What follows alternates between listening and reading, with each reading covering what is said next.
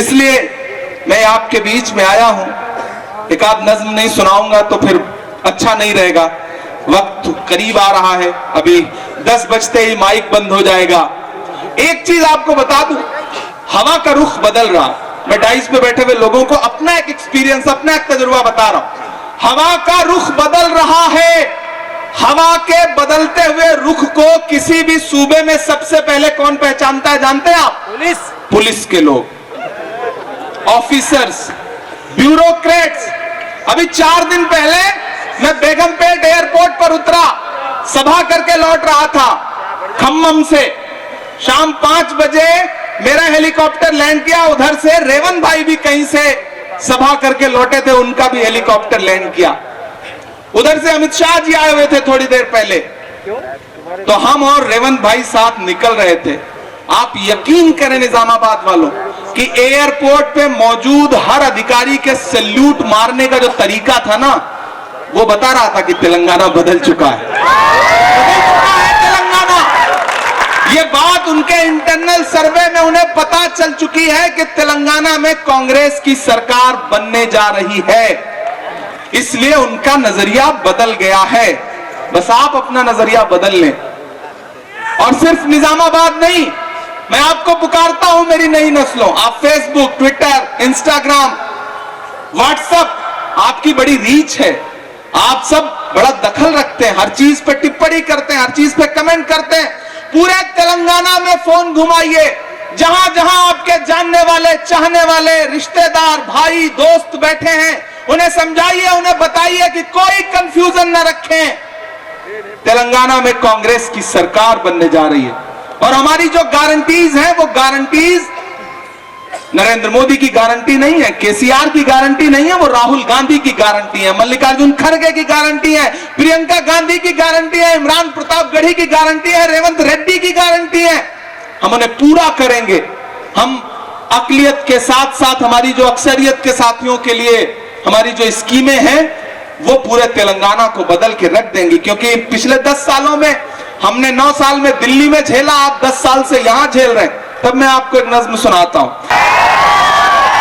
देखिए, अब तक भाषण दे रहा था, लेकिन अब शायरी सुना रहा हूं, तो फिर उसी तरह से सुनना भी पड़ेगा। उधर जो पीछे कुछ लोग अभी तक कंफ्यूज हैं कि बीआरएस को दें कि कांग्रेस को दें, मैं उनको पुकारना चाहता हूं खासतौर कि आप भी शामिल होइए।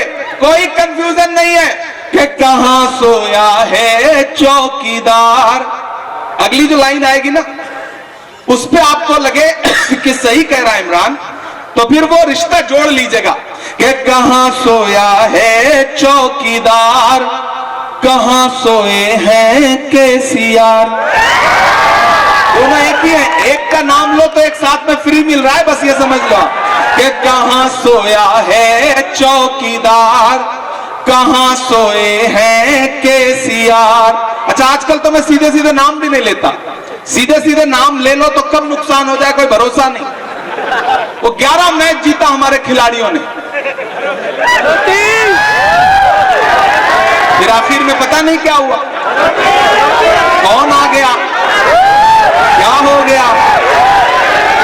देखिए, मैं तो संसदीय भाषाओं का इस्तेमाल करने वाला आदमी हूं। मैं तो पार्लियामेंट में बैठता हूं, शायर भी हूं, तो मुझे तो बड़ी भाषा पे नियंत्रण रखना पड़ता है। लेकिन अवाम जो कह रही है वही सच है। क्या कह रहे हैं आप?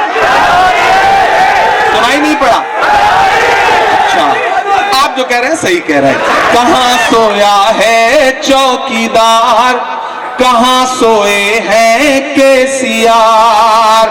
गैस सिलेंडर की कीमत भी 1000 के पार, कहां सोया है चौकीदार, कहां सोए हैं केसीआर। इधर जो लोग खड़े हैं इनकी भी शिरकत चाहिए कि कहां सोया है चौकीदार, कहां सोए हैं केसीआर। पेट्रोल और डीजल की कीमत रही सैकड़ा मार, कहां सोया है चौकीदार, कहां सोए हैं केसीआर। कि चाय बेचने वाला पूरा भारत बेच रहा है। इतनी कमजोर ताली चुनेंगे तो कैसे काम चलेगा, कैसे काम चलेगा भाई। कि चाय बेचने वाला पूरा भारत बेच रहा है, इसी काम में हासिल उसे महारत बेच रहा है। कि रेल बिक गई, तेल बिक गया, बिका हवाई अड्डा। सही कह रहा हूं ना मैं, सही कह रहा हूं ना मैं। कि रेल बिक गई, तेल बिक गया, बिका हवाई अड्डा। सब कुछ बिकता देख के खुश है अपने जेपी नड्डा। कि जनता महंगाई की मारी करती हाहाकार, कहां सोया है चौकीदार, कहां सोए हैं केसीआर। गैस सिलेंडर की कीमत भी 1000 के पार, कहां सोया है चौकीदार, कहां सोए हैं केसीआर।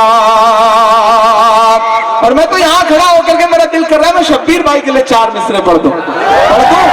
हाँ शब्बीर भाई, अरे इधर आइए शब्बीर भाई, जवान आदमी है जिन्होंने साजिशें की हुई है कि वो शब्बीर भाई को नुकसान पहुंचा देंगे। मैं तो उनके नाम 4 मिसरे पढ़ रहा हूं। कि दायरे में सिमट के आएगा, एक भी हाथ खामोश रहा ना तो मैं समझूंगा वो यहां आया नहीं है बल्कि उसे भेजा गया है। कि दायरे में सिमट के आएगा, हर रवायत से हट के आएगा।